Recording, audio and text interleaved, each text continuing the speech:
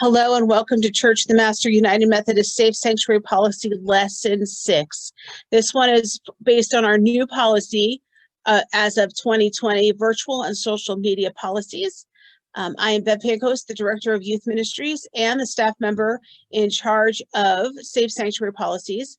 And I am glad that you are here. This is our final training session. So if you have been training or retraining for us, this is the last one. I'm sure you're excited about that. So get ready and away we go. So we added this piece of our policy actually in two sections. We started to look at the fact that we needed to have something in guidelines for being online. And so we first came up with the social media policy that was added to the Safe Sanctuary policy in June of 2019.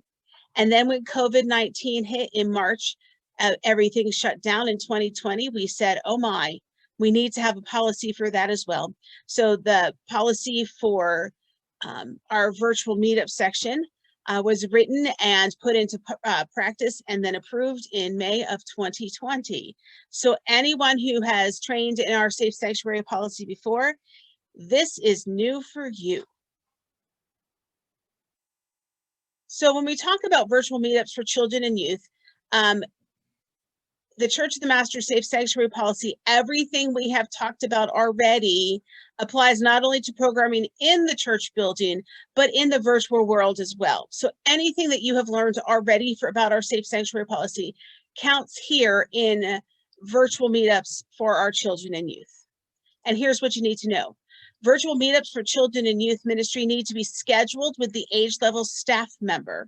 Secret or private virtual meetups between an adult and a youth or a child are not permitted under Safe Sanctuary policy. If there is a reason for a one-on-one call between a volunteer or staff member and a youth or child, then a parent needs to be there as well. So for instance, would be back over the summer, we were finishing up our confirmation class that had to go virtual. And we had a couple people who needed to have makeup sessions in a live atmosphere because we had had a couple who missed our meetups of the class to talk about the different videos that they had watched of the information they needed. And so in order to do that, I needed to have a parent in on the conversation. They did not have to participate. I just needed to have a parent there to make that an appropriate environment for our youth to be caught up on confirmation information. Virtual meetup links can only be sent by email and text message. They will be sent to both youth and parents. We will never post a link for a children or youth meetup on any social media platform. Texting youth is only permitted when parents have approved that on the family form that is filled out annually. What you might see on something like Instagram is a picture with something like, hey youth, don't forget that we're having a Zoom meeting tonight. Look for your email and on your text messages for the link. So we'll remind them through social media, but they will still have to go to email or text message to get that link to join us for the meeting. And texting youth is only permitted when parents have approved that on the family registration form that is filled out annually. There is a place where parents can say yes or no to either myself as the Director of Youth Ministries or a youth volunteer or another staff member who works with youth to use texting as an appropriate form of communication. There must be 2 adults or an adult and a Safe Sanctuary trained youth who are age appropriate in all virtual meetups. Whether the virtual meetup is happening on Zoom or Google Meet, there must be a waiting room that participants wait in until the host lets them into the meetup. This allows the host to know who is coming into the meeting. Hosts cannot let anyone into the meetup until the second adult or youth volunteer are present, or there are at least 2 unrelated children or youth in the waiting room. The host cannot let children or youth in if one of the only 2 children or youth is their own. We have several examples that can happen with that. Both the director of children's ministry and I have children of age level in our own programs. So we cannot use our child or youth to count as that second child or youth if another volunteer hasn't come in already. We have to wait till then there's a third youth that's not related to me or to our director of children's ministry to let people into the waiting room. Like the church's policy of windows in every door, all meetups for children and youth welcome parents who either log into the meetup on their own or sit in with their students. We have nothing to hide, and you are welcome to join us. Gets a little crazy, but you are welcome to join us. All Zoom meetups and Google Meetups are to be recorded and stored in case a question arises. That's just an extra level for us to have protection for everyone who's participating in those meetings. We're moving on to connecting on our social network sites. In addition to participating on the ministry pages, youth may wish to establish a social media connection with church leaders and adult volunteers engaged in youth ministry. Adults who are willing to participate in these relationships should use the following guidelines when establishing these connections. Number 1, in order for staff and volunteers within the youth ministry program to engage students on social media, a parent or guardian must have given permission on the youth ministry family registration form, which is actually now the family registration form that is updated annually. So we need to have initials of a parent that says, yes, the youth director and youth volunteer workers have permission to engage my student on social media. That also would go for any other staff members that the youth are connected to for ministry. They would fall under that category as well. Number 2, adult volunteers and staff members should not submit a friend request to children or youth. Minors may feel like they are not able to decline such requests due to the disparity of power between them and adults. The exception to this rule should only be made in situations when an adult's privacy settings make it difficult or impossible for the youth to find the adult's page on the site. In these circumstances, it's acceptable for an adult to request a youth as a friend if the youth has requested that they do so. And we have that in there, but recognize that that is a very rare circumstance. We do know that some of our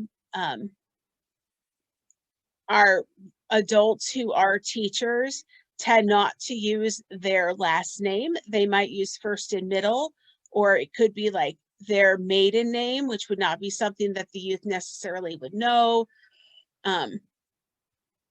So that would be sort of an instance where an adult would be okay to friend a youth, but that would also be if we have permission to do that. And I share with the youth advisors to, if that's the situation, to just double check verbally with the parent, like, hey, Joey wants to be my friend on Instagram and I have a really crazy username. He's not going to find me. I have all these things set up to keep myself as private as possible.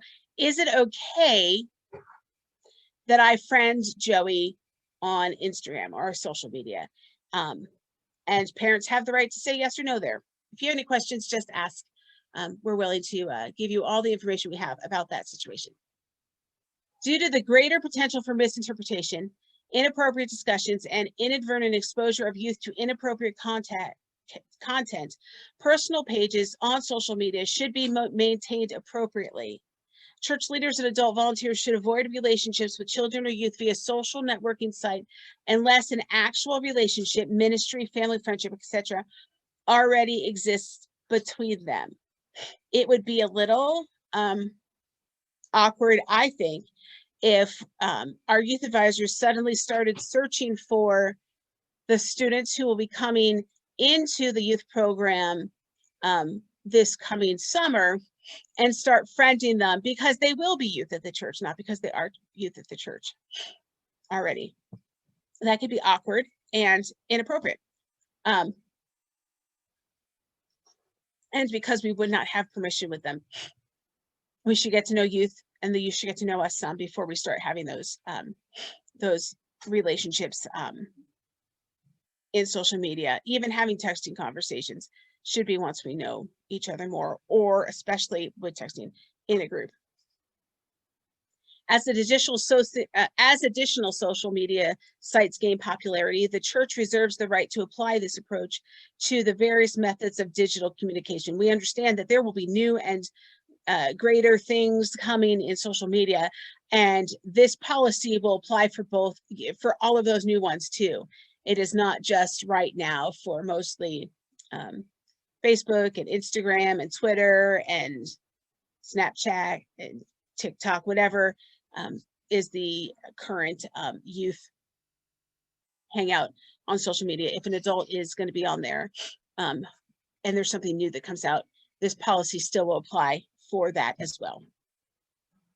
Boundaries, something important that we talk about when we're talking about the virtual world and our social networks that we are part of. All church leaders and adult volunteers engaged in ministry with children and youth are strongly encouraged to set strict privacy settings on any personal social networking profile, making every effort to prevent youth and children from being introduced to objectionable content.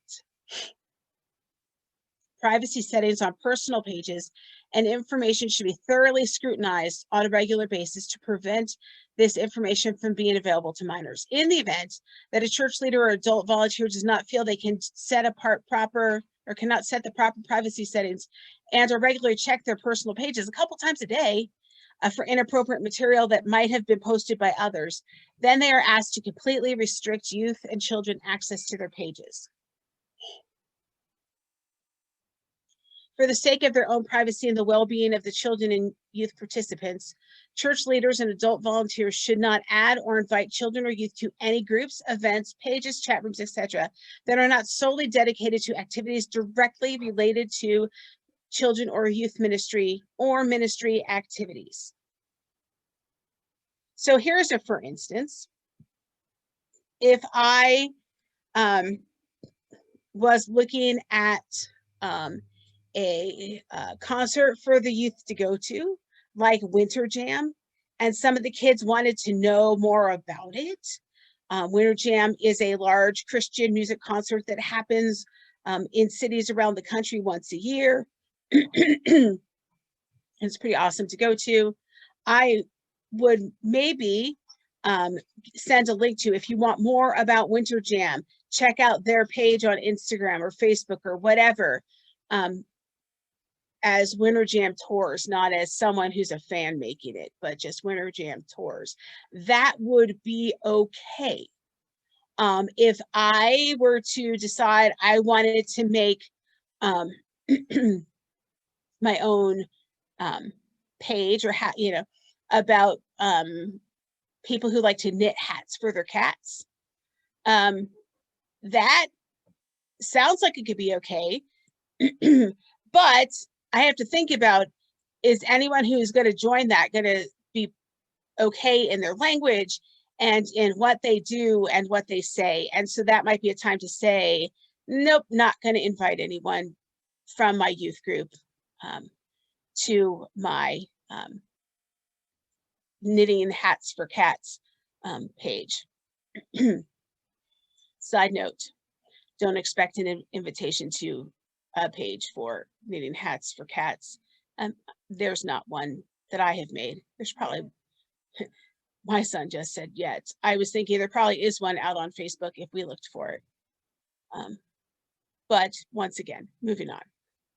Given the continuing evolution of privacy settings and the capabilities on many social networking sites, church leaders and adult volunteers must be willing to continue to educate themselves on what settings are needed to support the above recommendations. Additionally, The child and youth ministry program should establish education for adult volunteers who wish to use social media as part of their ministry efforts. If you are new to social media and you need some help knowing how to set those privacy settings, let me know. I would be glad to help you on that, or send you to someone who could help you make sure that your settings are appropriate then to be representing the church youth group and youth ministry when you comment on pages and things like that. Communication, including texting. Social media is an excellent way to share both good and sad moments in a person's life with a large number of people. However, as with all forms of communication, users should be respectful of privacy of others. This is particularly the case with youth and children's ministry leaders. Leaders should be especially mindful of how information is presented in such a permanent medium and should never share news about another person without their express consent. That is an important piece. We sometimes want to share because we want to be able to lift up prayers for one of our youth who might post something that they're in need of prayers, or celebrate with them when something great happens. But we still have to ask, it's okay. And sometimes, it's probably not a big deal, but we should ask anyway. If I see that one of my youth is celebrating that they just got a full ride scholarship to their dream college, I would think it's okay to be like, hey, sharing the post and then say, congratulations, Joey, we're so proud of you. Probably would be okay, but we need to ask permission first, because what if Joey was waiting until his grandma's 90th birthday in a week and a half to share that news on that day, to celebrate with her as a gift to her, that awesome news. And then I blew it because I had tagged Joey in the post that he had, unbeknownst to me, hidden his grandma from being able to see. So yeah, got to think about it from both ways. You need to use prudent judgment in the time you contact youth and children through social media, email, or texting, or any other form of digital communication. The home phone rule is a basic rule of thumb to use. Normally, do not text or chat with youth at a time you would not normally call their home phone lines if they still existed. For example, before 9 a.m. or after 9 p.m. The exception to the rules is as follows. In emergency situations, or when children or youth reach out to a church leader or adult volunteer with issues that they feel they need to discuss immediately. If you get a text from a youth that says something about they're thinking about harming themselves and they need to talk, call them, get a hold of them, whether it is 3 a.m. or 3 p.m. or anywhere in between. If they reach out to you like that, then you don't worry about this rule. Then it goes into making sure that the youth is safe and making sure they stay with you as you get help, depending on the situation. And it might not be that drastic, but it could be something that you do need to get on the phone with them or text back and forth with them. It could be that they just broke up with their girlfriend or boyfriend and just really need someone to talk to, but they're not ready to talk to mom and dad about it yet. It's all about judgment there, but keep that in mind, that if it is an emergency, that you feel like it needs to be an immediate connection, to go ahead and do that. During weekends, vacation times, and other times when children or youth may have parental permission to stay up later than normal, adult leaders may respond to youth-initiated communications outside of those 9 to 9 hours or home phone rule hours at their discretion. In all of these exception situations, adults should use good judgment in deciding when discussion should continue or be picked up at a more appropriate time in order to support and demonstrate good boundaries in their personal time. All church leaders and adult volunteers engaged in ministry with children and youth should consider the content and nature of any post that will be seen or read by others. Your voice is often considered the voice of the church. You might not realize that, but it is. And so think about what you're posting, what you like, what you're allowing other people to see because you've posted it on your page, or you've liked it and or made a comment on it, and so it's going to show up on your social media page. Just think about that and see what you've posted and see if it's something that could be a challenge, knowing that your voice is often considered as the voice of the church. One-on-one video or chat room interactions is generally not appropriate between adults and minors.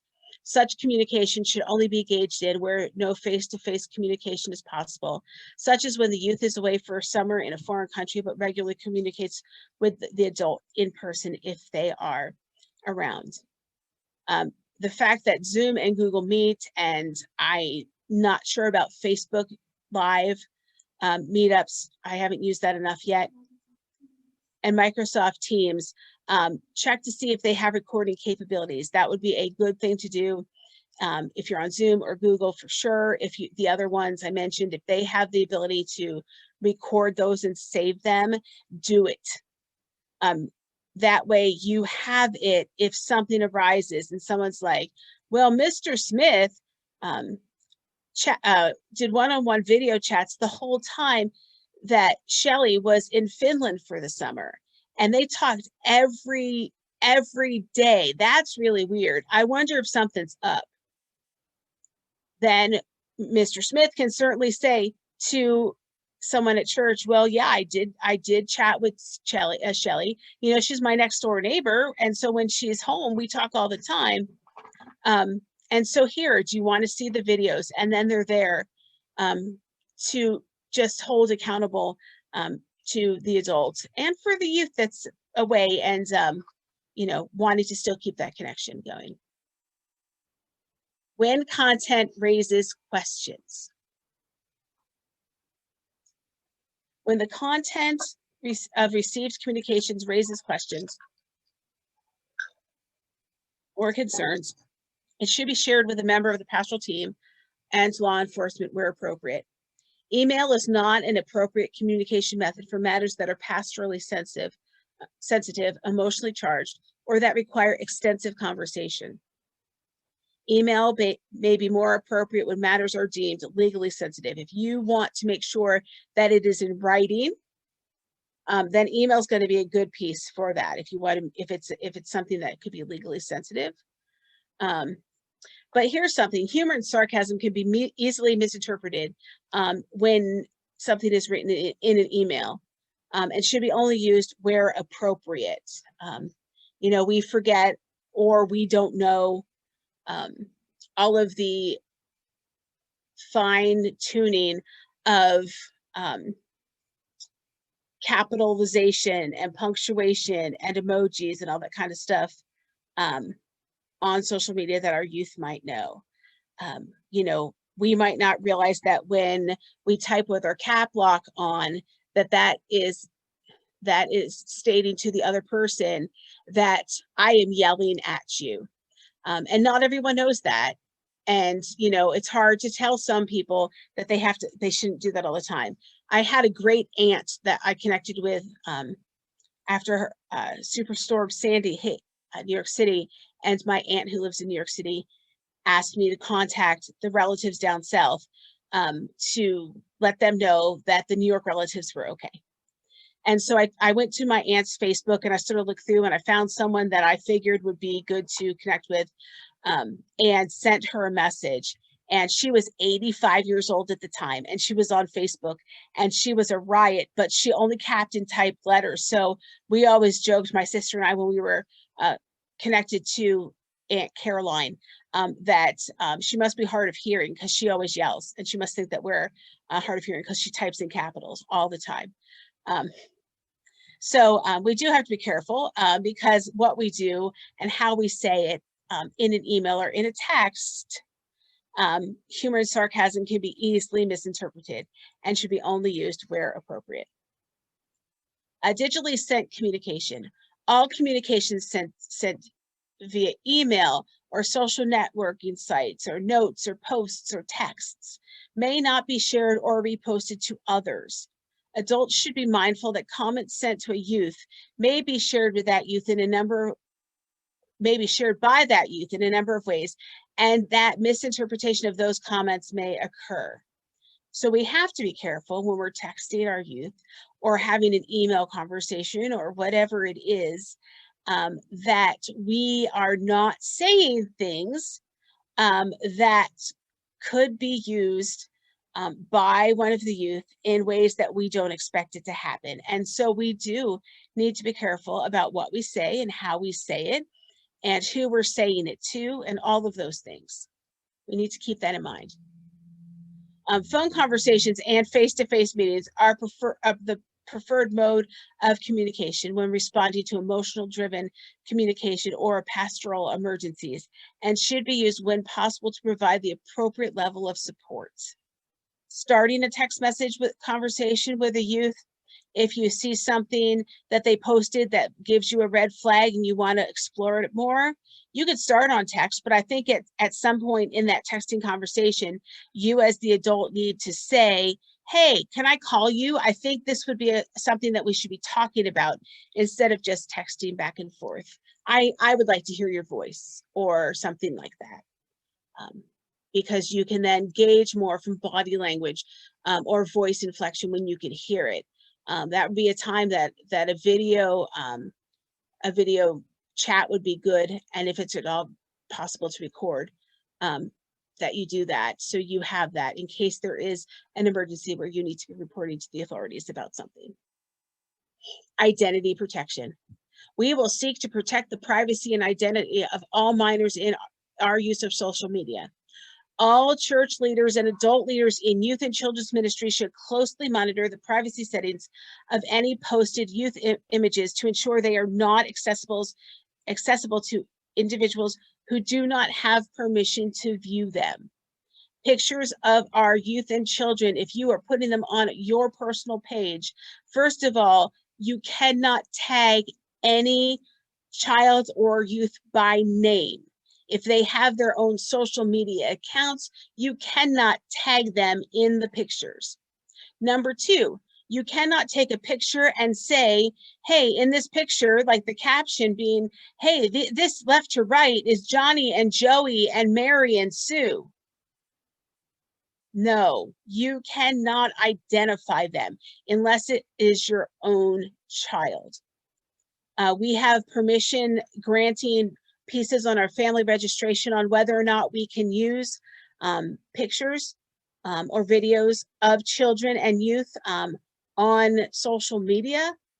Is that okay or is that not okay? And if you are posting pictures from a youth event or a children's event that you were at in the capacity of a leader and we do not have permission to post that, we'll need to have you take that down. But we cannot post videos, we cannot post pictures unless we have permission to do that.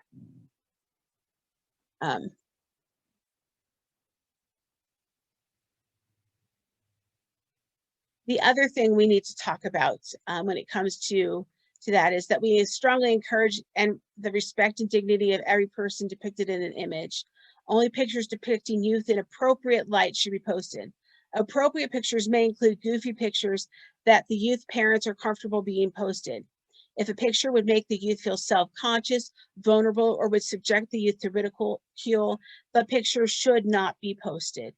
The other piece that should be is if you are posting on social media and you have settings that you can set so it is not a public picture, rather it could be like friends or maybe friends of friends, but after that, we don't want to go any farther than that because there are kids that want privacy and posting pictures of them or videos are a problem.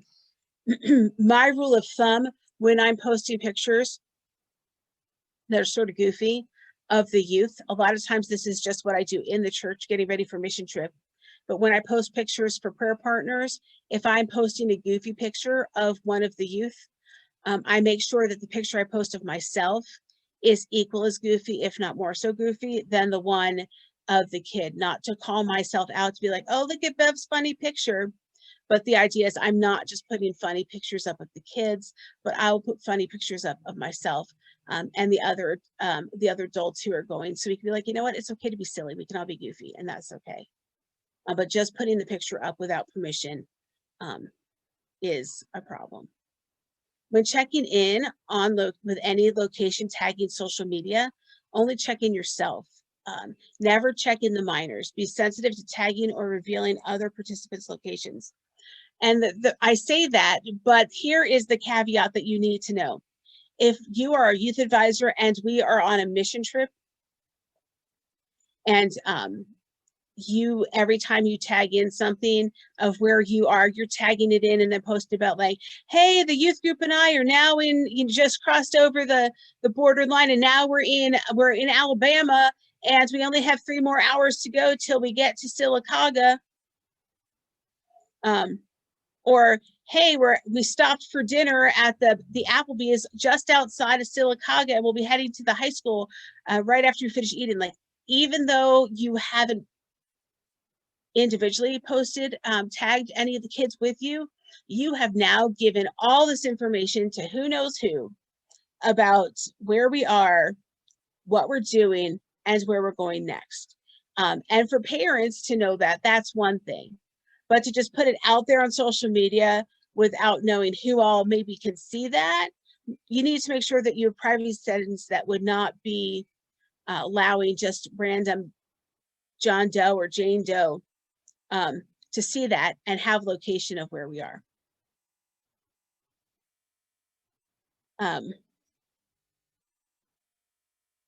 little bit about our church, official church social media groups. Each church-related social media group, site, or page must have a minimum of 2 unrelated administrators who are either church leaders or adult volunteers engaged in the ministry. Sites must be monitored frequently to allow for quick responses in the event urgent or crisis concerns are posted. I'm going to go right back there. One more thing. We have several pages on Facebook that are official Church of the Master pages. We have, of course, Church of the Master United Methodist, which is the main church page. There is one for children's ministry parents, and there's also one for youth ministry parents. If they are something that you are a part of, keep in mind when you post in those places as well. If parents know that you are an advisor for those groups, they're going to take what you say there maybe as the official opinion of that ministry. And we need to make sure that we are not posting things that would negatively affect those ministry programs. So now, thank you for watching this video. Please take a moment and click on the Google form link below in the comments to take a short quiz. And thank you so much for being a part of our online training for Safe Sanctuary. If you have any comments that you think would be helpful for future videos or things that we might need to edit or change or anything like that, please feel free to let me know. You can do that by sending an email to youth@chmaster.org, and you can find that email address on the Safe Sanctuary page on our website, but also on the staff page. So if you have any questions, feel free to get a hold of me, and I would be glad to talk more about it with you. Or if you see that we're missing something, or you think we're missing something in our virtual and social media policies, please let us know. These are all new to us, and we don't want to have anything slip through a crack. We thank you for watching, and have a blessed day.